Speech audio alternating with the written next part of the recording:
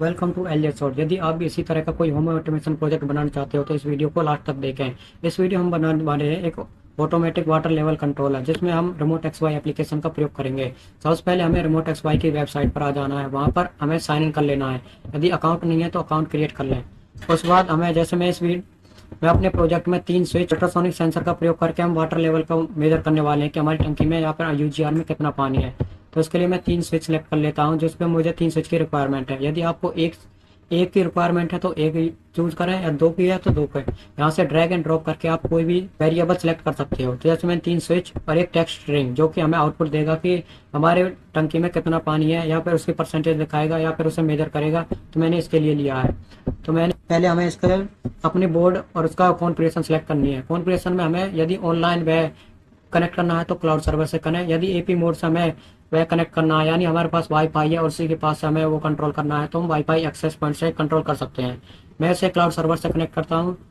उसके बाद मैंने अपना बोर्ड सेलेक्ट कर लिया, ESP8266 bed, ESP8266 based board है मेरा। उसके बाद वाईफाई उस पर ऑन चिप है। यदि आपके पास ब्लूटूथ है तो ब्लूटूथ ऑन चिप होगा, ब्लूटूथ जिस पर है वह वाईफाई से कंट्रोल नहीं होगा।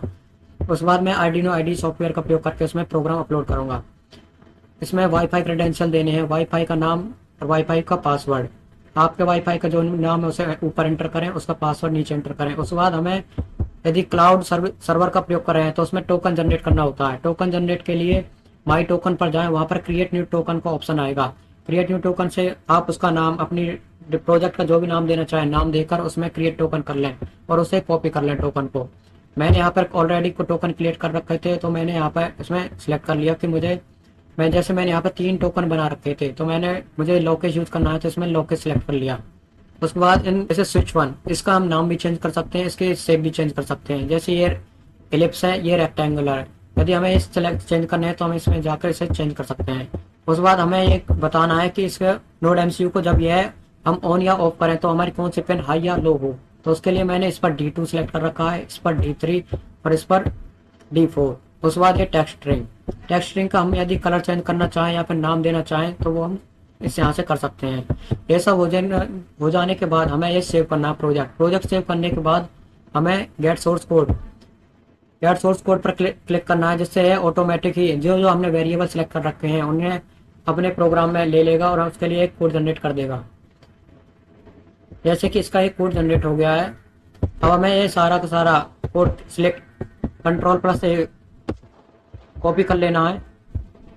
कॉपी करने के बाद हमें इस सॉफ्टवेयर में या फिर आईडी सॉफ्टवेयर खोलनी है, या फिर हमें IoT क्लाउड या फिर जो भी आप कोई भी सॉफ्टवेयर आपने चूज किया है उसे खोल सकते हैं, जहां पर इसे अपलोड करना होगा।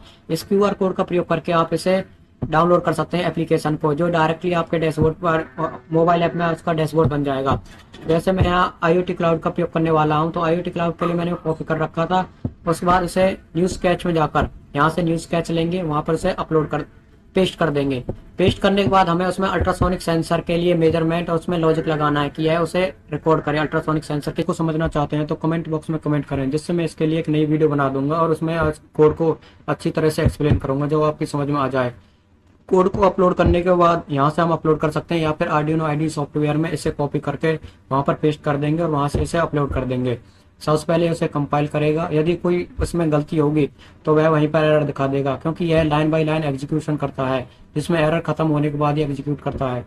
अपलोड हो जाने के बाद हमें कनेक्शन करने हैं, जिसका सर्किट डायग्राम मैं आपको हमारी वेबसाइट पर दे दूंगा। वेबसाइट का लिंक हमारे डिस्क्रिप्शन बॉक्स में मिल जाएगा।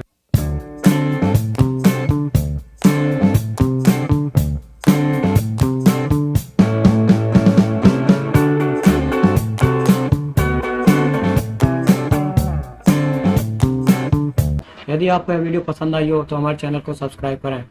धन्यवाद।